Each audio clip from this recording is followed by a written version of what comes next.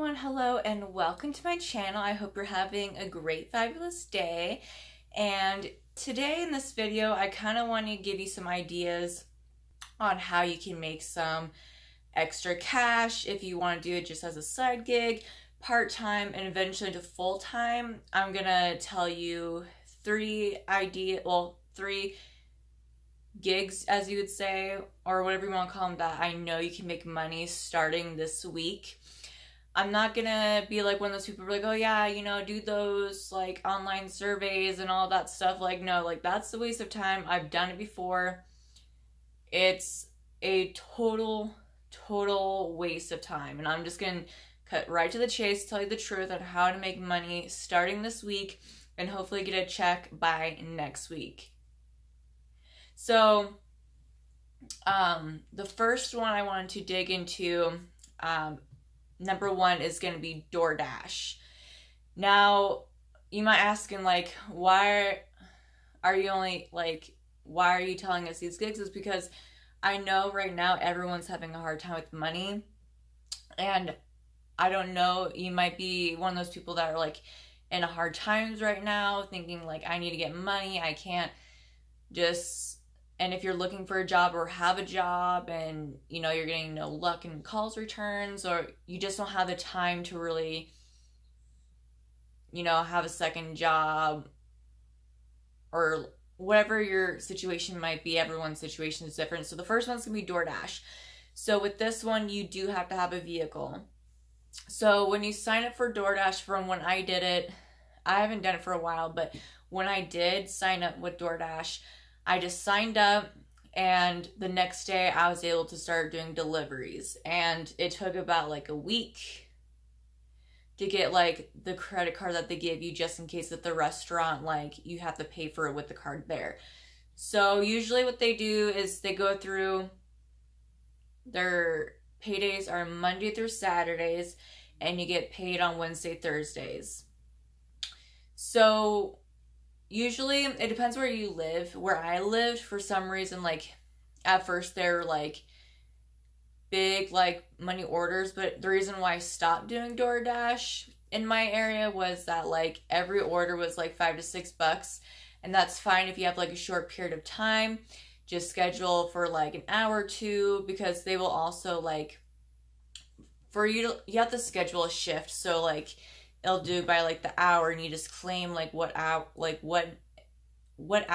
you want to like work and stuff. So you just claim that and just work as long as you want to in that period of time. You don't have to do it that full time. You can if you want to. Sometimes they'll ask you to extend because there's so many orders and not that many dashers.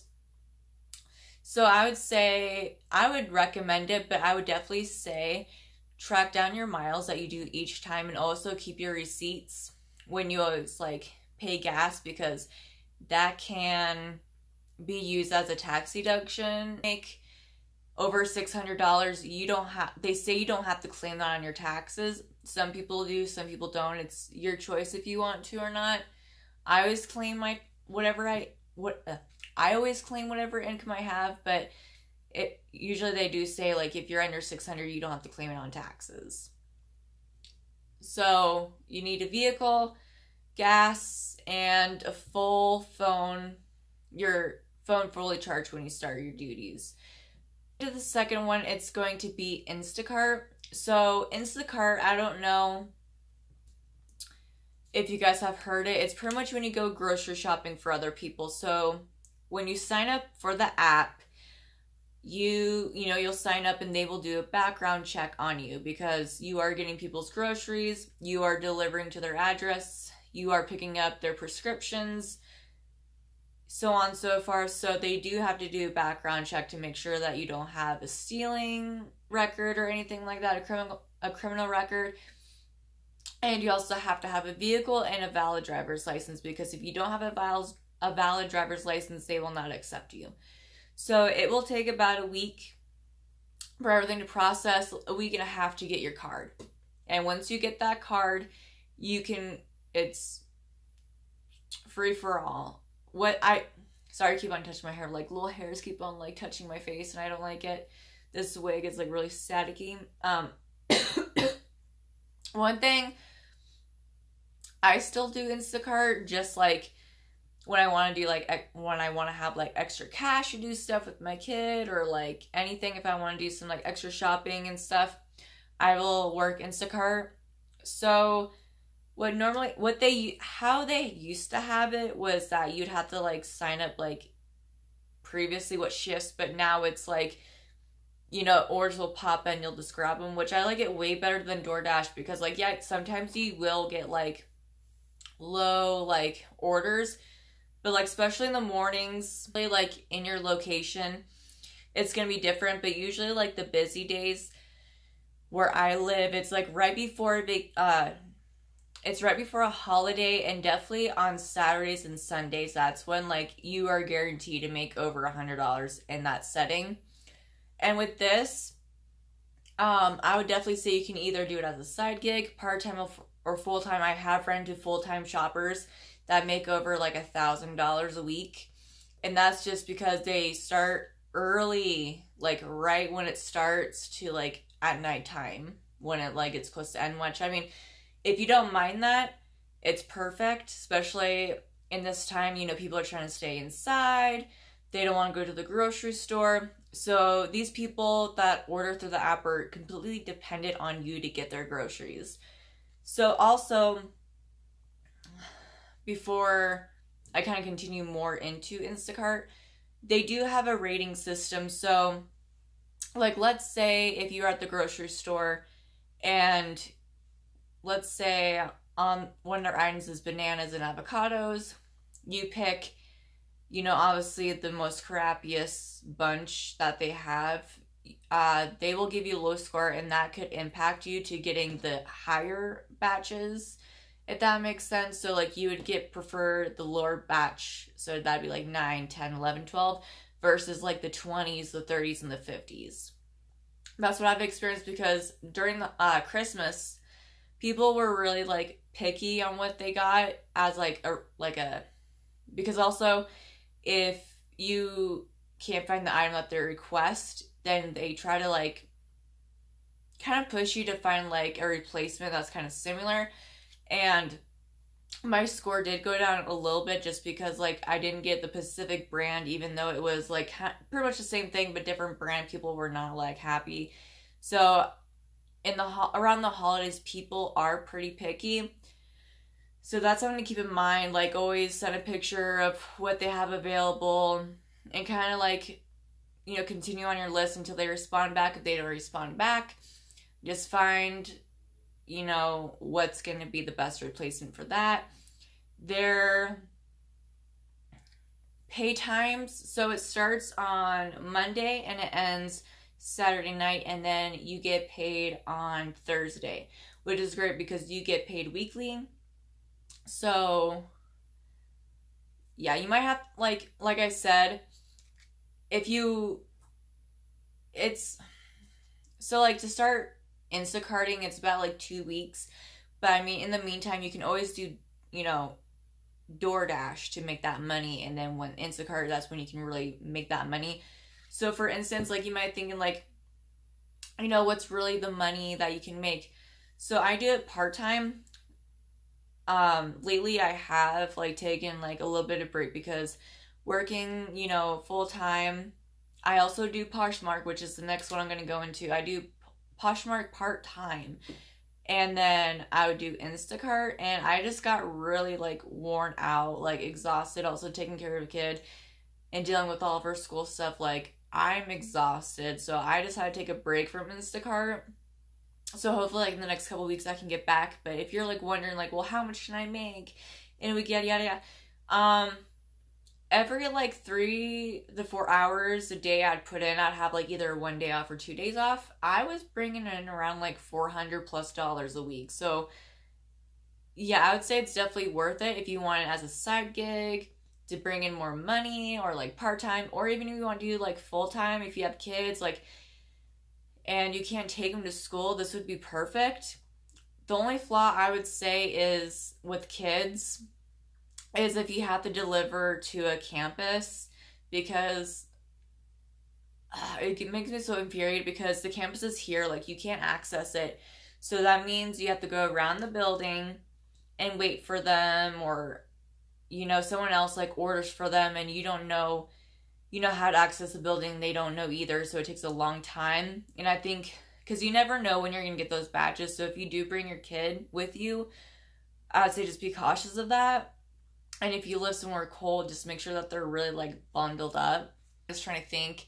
It's pretty simple. And I would say that would be like, out of all three, I would say Instacart would be my number one to go get money. But would do DoorDash just until that came in place, because you will make money off of Instacart. It's no joke. And it's the same with DoorDash. If you make less than $600 within that year, like, you don't have to pay taxes on it. They say you don't have to, but if you want to, you can. If you don't want to, you don't have to. Also, what I've noticed is that they are offering insurance, like health insurance. I already have health insurance, so I didn't click on that.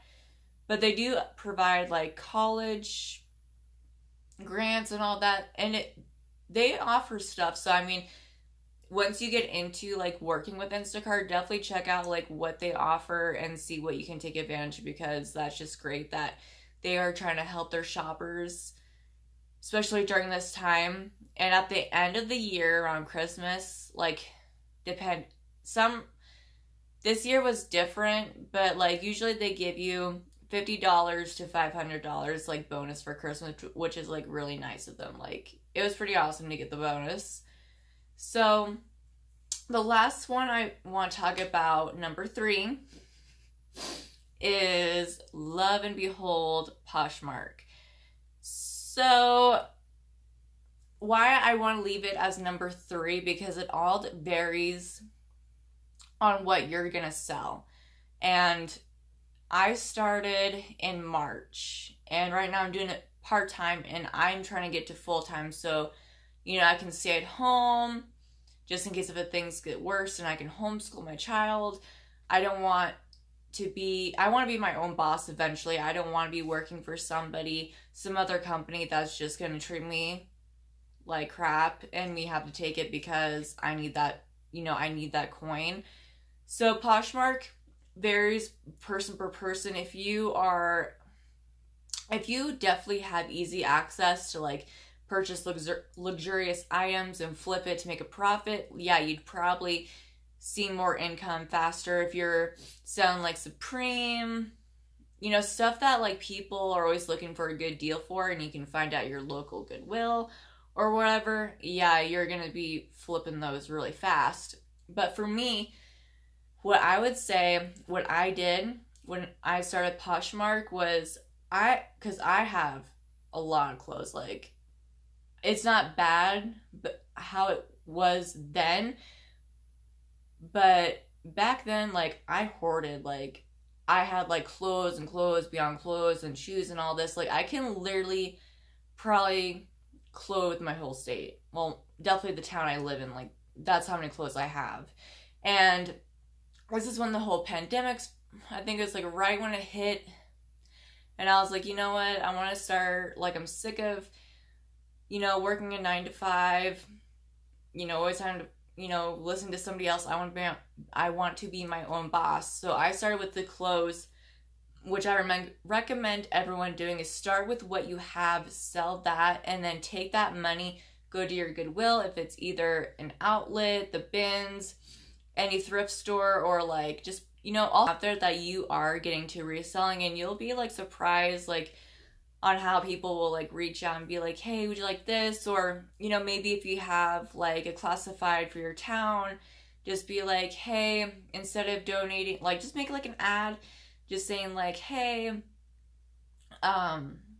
you know, if you donate your stuff to like Goodwill or stuff, I'd be happy to like pay what I would pay at the Goodwill. Instead of you taking it, I'll just buy it off you. Or if, you know, people want to give it for free to you, I mean, just put it out there, and you'll actually be shocked on like who actually wants to help you.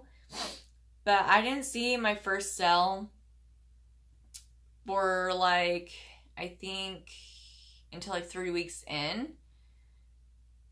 Yeah, 3 weeks in, I would say. And when someone purchased something, you know, obviously you have to have a printer to print out the shipping label, definitely get boxes from the post office because you can use any boxes and that's free shipping supplies. Later on, when you start getting like more orders and more inventory, what I did, I started using like tissue paper, and I made like little goodie bags. So like when someone like purchased something for them, I don't have the ribbon on it, but usually it'll be like all tied up and nice. But like I'll have like little goodie bags in different colors. This time around I have those little strawberry candies, but sometimes I'll put like mint chocolate stuff. It all depends on like what I can find. And you can usually find like the little candies at like Walmart or the dollar store. Yeah, like and you know, when people like receive like your packages all nice wrapped up with the goodie bag, and also what I use is little thank you stickers. When I like fold the wrapping paper and I make it all nice, I'll put a sticker in the middle to like hold it all together. You know, like people like really like they remember that, thinking like you are putting effort into your packages, into your business, if that's what you want to do moving forward with it. But send off your, you know, your package to the person that had purchased it. You'll have to wait to get your funds until they receive it. You know, they open it, they make sure, you know, they got what they ordered and that it was in the condition that you said it was. So then they, or if they don't, like after it's been delivered and it's been 3 days, the funds will be released into your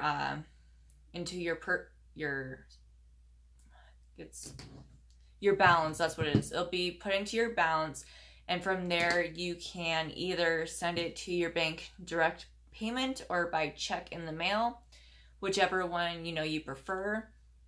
So I would definitely say when you post things on Poshmark, definitely put in details of it. So if it has like a stains or anything, put that in there. Definitely the brand. If it's like a cocktail dress, say, you know, would be best for a cocktail party or whatever. Definitely add measurements, so from like armpit to armpit, flat in inches, sleeve, shoulder to inseam, which is like the end of the shirt. If you don't have a mannequin, I would recommend getting a white sheet and just open your door like that, and you know, put the sheet over it, and then use a hanger that the top can move and just make it all nice looking. Take a picture so when you upload it, you can crop it out, and it'll be, you know, way better than just like, you know, laying it on the bed and taking a photo. Because like when you upload photos, you want to make sure that it looks presentable, and like if it looks presentable, people are gonna, you know, come to you and purchase it. Another thing that will help you also is to share your items and follow people. And you know, a lot of people say like, oh, that's just a waste of time. Like, no, it's not. Like, it's just not like a whole post it once and that's good, kind of like eBay. Like, you kind of have, it's like a social app in a way, so you have to like share your closet, follow people, and that will bring more traffic to your closet. If people are sharing your closet, like your items, and you have the time to like share theirs back, go right ahead. That's what I do, but I don't make it like my first priority. I always make that like my last. Always share your closet first, and I would say when you're starting, do it multiple times over and over again. Another thing that will help you get sales if you are a Poshmark ambassador, which that's what I am. So when you're a Poshmark ambassador, newer buyers and stuff, like newer accounts or just like normal accounts, yours kind of gets more on the radar first because you're considered as a pretty much a reliable seller. Like, you sell what you're saying and they're guaranteed to get it, because there are scammers out there on Poshmark that just like create profiles. They'll make like, they'll steal like photos you see online from other poshers, and they'll ask for like a ridiculous price. People will like sell like, they will sell, you know, Chanel, Louis Vuitton, like high-end quality items. And they think that, you know, like if people just purchase it, they'll get their funds in their account automatically like eBay, which that's why that whole, like, you don't get your funds until they received it. They make sure it's what it is. They rate you, and then that's when you get your funds back. So yeah, so I would definitely say that being a Poshmark ambassador does help you quite a bit. And if you're wanting to know what the qualifications are, I'll read you it right now because I did open my phone up for it. So community shares is 5,000 minimum, which is where you share, you know, other people's closets. Self shares is 5,000. New Posh shared is 50. So those are like new poshers that just started and, you know, to help them out, like sharing their closet. And how to find that. I don't know if you're familiar with the app of Poshmark, but it'll like do that little like a like a purse, like the icon will show like a person with a plus mark, something like that. You push it and it'll show like new poshers and new sellers, like stuff like that. So you just find them there, share their listings, and you just gotta do 50 at least. Available listings is 50, so you have to have at least 50 items in your closet. Sales, you have to sell at least 15 items. Average purchase rating is 4.5 stars, which is pretty simple and easy to maintain as long as you're being honest with your sellers of what you're selling. Average ship time is under 3 days, which isn't that, I mean, it's pretty easy to maintain unless like you're like really extremely busy and you work like all day and all night. And then love notes given is 1. So what that is that you have to purchase something from somebody and then leave a, you know, love note. And you can only leave a love note if you give a 5-star rating, if that makes sense. Which also, when people are, you know, start buying from you more and more and they give you 5 stars, they will start leaving love notes, and you can actually see the love notes on your profile. Like, it's public for everyone to see. So if someone really wanted to bash you for something, they couldn't. It'd be right there and there's no way to like really get rid of it. Just trying to think. I mean, there's a lot to like cover on there's like, keeps on getting hair in my face. There's a lot to cover with Poshmark, and I don't want to make this like too long of a video. That's why I'm trying to like just cram everything I can think of on top of my head all in one video. But if you do have any like questions or anything about anything, just feel free to like leave a comment and I'll do my best. Well, I will respond back, but if it's like a kind of tricky question, I'll answer it the best I can. But yeah, I would say definitely Poshmark. If you have the patience for it and you want to be your own boss, go for it. Like I said, use your stuff first. And what I mean by use your stuff, don't sell stuff that you're wanting to keep and stuff. Sell the stuff that you don't want or don't really use anymore, and then go from there. But yeah, just leave a comment if you have any questions and I will answer it. If you like this video, give it a thumbs up and subscribe, and I will see you in the next video. Bye.